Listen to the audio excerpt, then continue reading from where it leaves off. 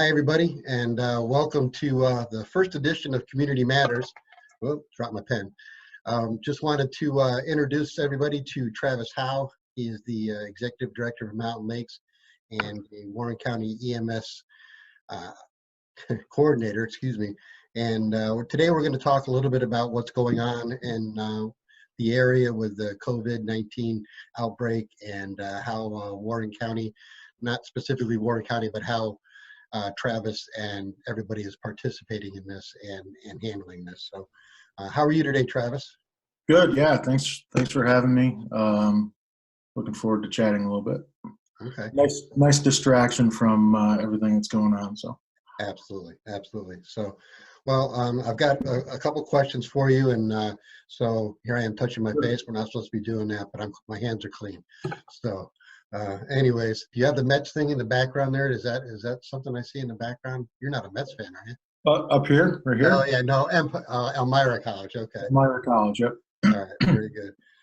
Anyways, so what do you have as far as plans in place for the COVID-19 outbreak in this area? Well, so regionally, there's a lot going on at the state level. There's a lot going on, and locally, there's a lot going on as far as planning. Whether that's surge planning or we're constantly working with the state to get guidance out to EMS providers and agencies on how to deal with COVID-19. From an operational perspective, and then also from patient care perspective. So there's a lot going on. Again, just from a planning perspective, we anticipate having a surge of COVID-19 patients here locally, and so we're preparing for that. Certainly, it's here. We do have COVID-19 patients in I believe all of the counties now in our region, pretty much here from here up to the Canadian border.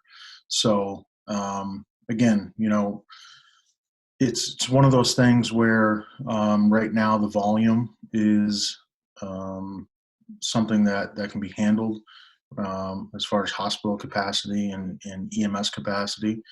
But again, we expect that surge. So it's all about planning, whether that's having alternative destinations for patients who might be of a lower acuity, or trading at home or different things like that. But we definitely have lots of things in the works. So very good. Sounds like you've been busy, so as everybody else has, really. A little bit.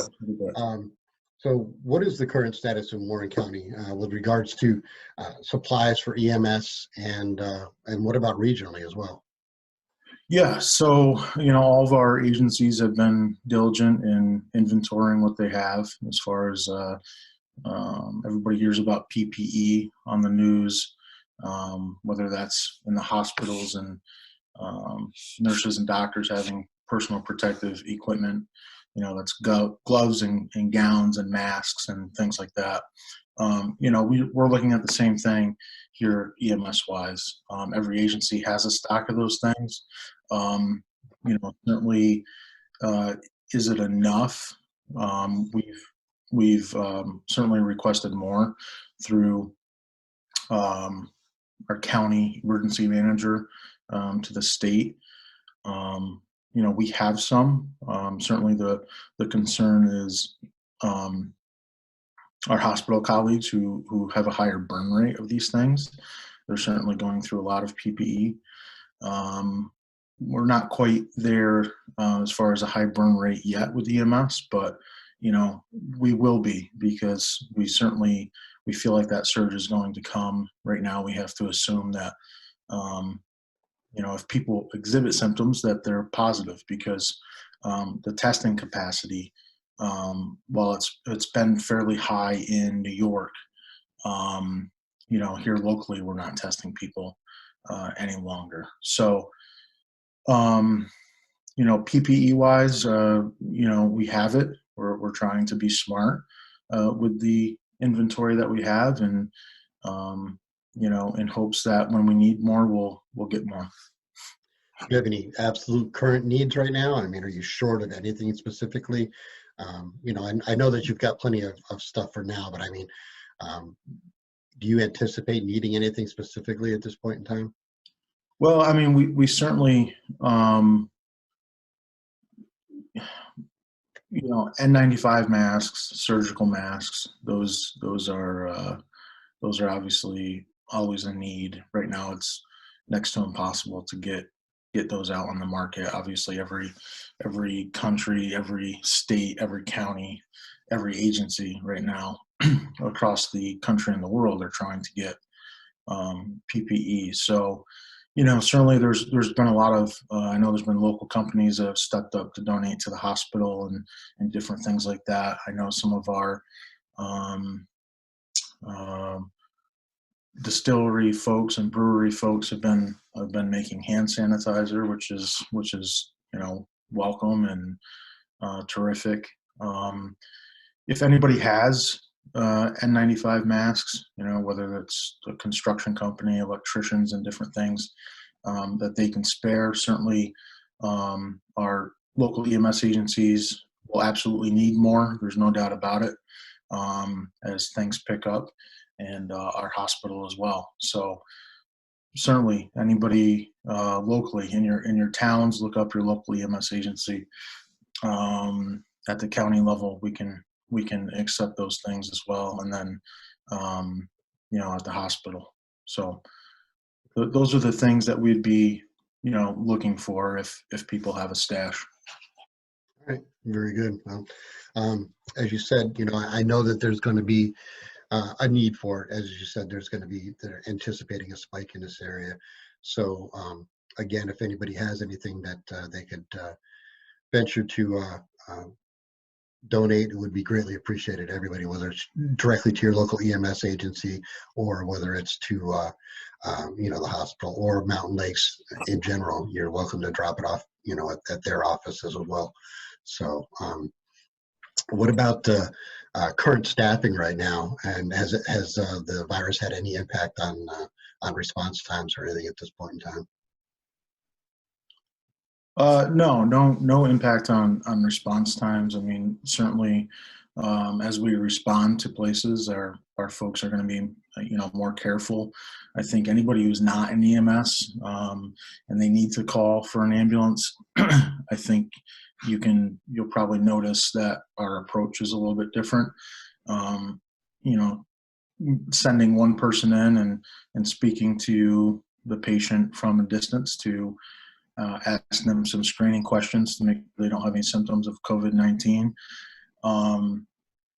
But no impact on response times or staffing. So I can't go into specifics about you know um, who or where. We've had some providers who have needed to quarantine from possible exposures or known exposures.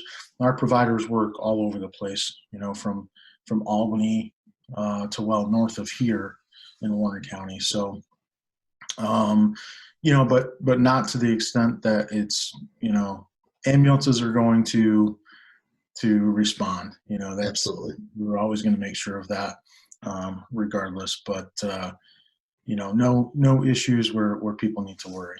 That's for sure. Excellent, excellent.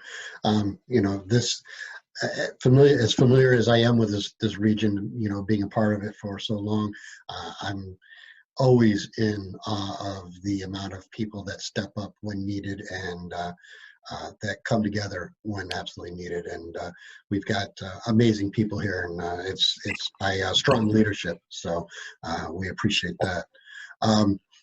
What about one of the things that people have been talking about lately is people coming from downstate or New Jersey and coming up to this area to get away from it all. What's your thought on that? Well, I mean, we obviously, I think, from an emergency medical services perspective, we would like to see people stay home, regardless of where that is.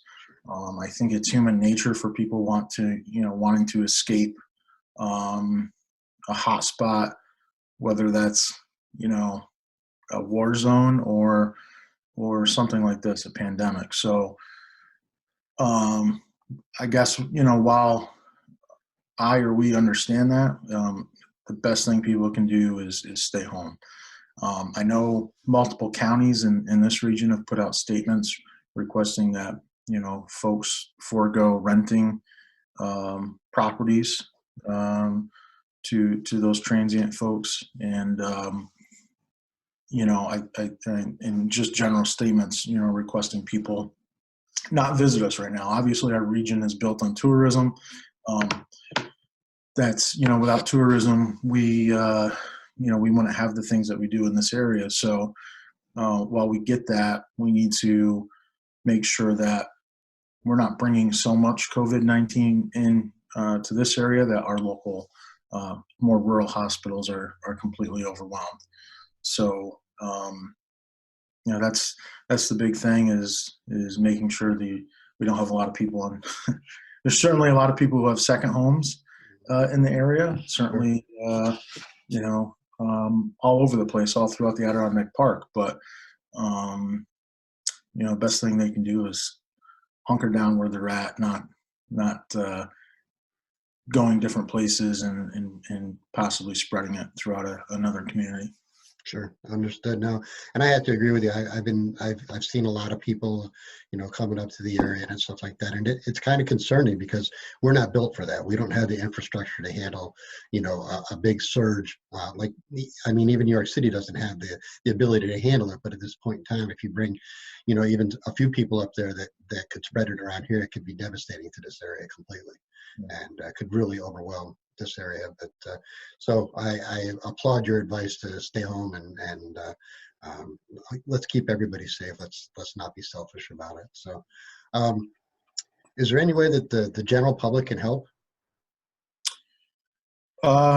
Yeah, take this seriously and stay home. I mean, that's really the biggest thing. I know a lot of people want to help in different ways. I mean, certainly, again, if they have a stash of N95 masks or hospital, surgical masks and gowns and things like that, obviously those things can be used.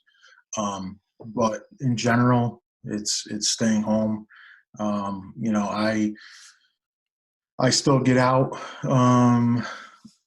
just due to the emergency services stuff. I can't always stay home. I'm home right now, but certainly we have a lot going on. Still a lot of people out and about. I noticed that. Yeah, it's that's the concerning part is if anybody has any doubts as to what's going on, and if anybody thinks that we aren't going to get a surge here more locally, they're probably kidding themselves. I think certainly we'll experience a surge. Nothing to panic about, but again, the more people are out, people can be carrying COVID-19 and not even realize it. And, Sure. and that's the tough part about this virus is by the time they become symptomatic, or they can become mildly symptomatic and not even realize it, they've spread it to 50 or 100 other people. So it's really staying home as much as you can. We need to make sure that our local hospital and health services aren't bombarded and completely overwhelmed like we're seeing in New York City. Sure. You look at some of the stories online. We have a good friend. His sister is a doctor in New York City, and it's not good. But you also have people in New York City who are still congregating in parks and not taking it seriously. So I know it's tough, but that's honestly the biggest thing people can do to help is the social distancing and staying home. All right. Agreed. What many people may not know is that Mountain Lakes, you as the executive director of Mountain Lakes, put on a conference every year called the Initial Assessment Conference. It's attended by, last year was over 400 people, if I remember correctly. Yeah. Yep. That's scheduled for May of this year. I know you had everything arranged. You've been working your butt off on it for, since the last one ended. You started working on this year's. What are your thoughts on that at this point in time? I know it's coming close. Yeah. So, I mean, just the way the trajectory of the number of people infected and number of people hospitalized and the impact that it's having, certainly May is not that far away. So we're taking a realistic approach and looking at it, working with our partners in Lake Placid and other areas to look at all the options. I think we're close to, having a final decision or details on what we're doing. So, for right now, if people can just be patient, hang tight. I know a lot of people have registered. A lot of people have hotel reservations. Just bear with us, hang tight. We're working on it as fast as we can. It's right now it's tough because the service industry is really almost completely frozen. Sure. And so a lot of the folks that we work with, whether it be at the conference center, hotels, and different things, a lot of them are either working from home or unfortunately there's a lot of hotels and things that they've had to furlough employees and different things. So it's just taking time. We're obviously not ignoring it. We're being realistic, but hopefully we'll have details out soon. All right. Very good. I appreciate it. I know it's a lot of work. I mean, you put a whole year work into each conference, and you've got speakers coming from all over the country for this. So it's got to be heartbreaking for you as well as everybody else that's planning on attending it. So, but yeah, I'm sure you've got it in good hands, and I'm sure you've got it under control at this point in time. Yeah, I mean, one thing we want to make sure of is that IAC 2020 does happen, whether that's regardless of when that is. We want to make sure that happens. Because the education is important for our providers, but certainly after all of this, if we can get past this wave and things settle down a little bit, they're going to need a little bit of a break too. So we'll do everything we can to make sure it happens. Okay, great. Well, that's appreciated. Any closing thoughts or anything else you'd like to add about what's going on right now? No, just, I think if anybody's not, for anybody who's listening, who's not in EMS, just, be smart about, your travels, stay at home if you can. If you need to call 911, EMS is there for you. Just like we've always been. Certainly, the lower acuity stuff, call your doctor. And if you're having symptoms and you think maybe you've been exposed to COVID-19, or if you're just having symptoms in general, call your doctor. Certainly if you become short of breath, a severe fever that you can't get down and things like that, we're here for you. We can get you to a hospital. But again, a lot of people who have this will have fairly minor symptoms. So that can be managed at home. So, I guess just be smart about what you're calling 911 for. Be smart about what you're going to the hospital for, and just hunker down, and we'll get through it. Very good. Well, I really appreciate you taking the time. I know that this is kind of short notice, but I wanted to get something out there to everybody and let them know what's going on, especially locally, because we hear stuff from all over the place, but we haven't heard a whole lot locally. And so it's nice to talk to somebody who's in the know. I wasn't really talking to you today as a county representative or even a Mountain Lakes representative, but just somebody who's in the know, who's been in touch with the state on everything that's been going on. So we really appreciate you taking the time. This is our first episode of what we're going to be calling Community Matters, and I really appreciate you being our first guest. So thank you very much. Yep, anytime. All right. You have yourself a good day. Thank you very much.